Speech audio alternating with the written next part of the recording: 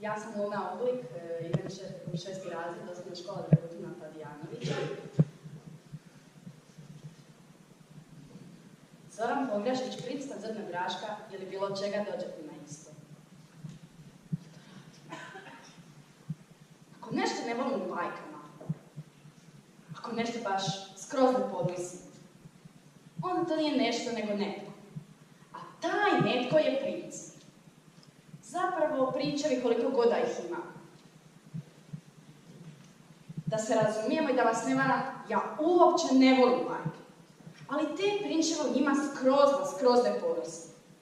Jer dok su princeze lijepe, divne i krasne i manje više inteligentna bića, prinčevi su totalni debili.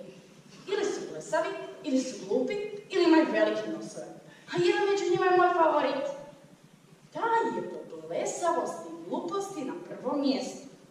Zlatna medalja u disciplini idiot. A za nosinom nisam sigurna jer baka koja se on pojavljuje nije lustrana pa ga nisam mogla vidjeti. Dakle, riječ je o princu iz princeze na Zrnog Graška. Eto, čak su i naslovno princeze glavne. To je onaj konj. Ona kravetina. Ne, ipak je on muško, valjda. Ona Margaretina, koja se želi vjenčati s pravom princezom. Mislim, tamo želja sasvim okej. Postoji li uopće neko pravo muško da se ne bi volio vjenčati s kakvom princezom?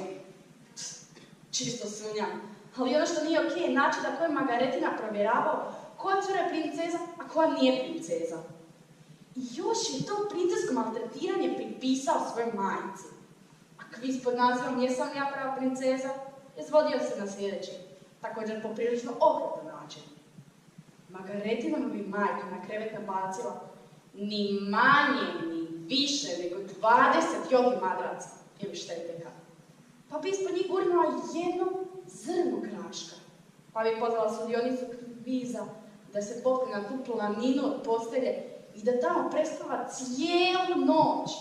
Sama samcata, jadna cura. Pa bi je sutra dan ujutro dopustila da siđe. Pa kad bi ova nakon određenog vremena sišla, Margaretinova bi ju majko pitala kako je spavala. Ako bi cura rekla, super, jedino što bi bilo malo strah biti cijele noći sama samcata tamo gore. Ispalo bi da nije princeza.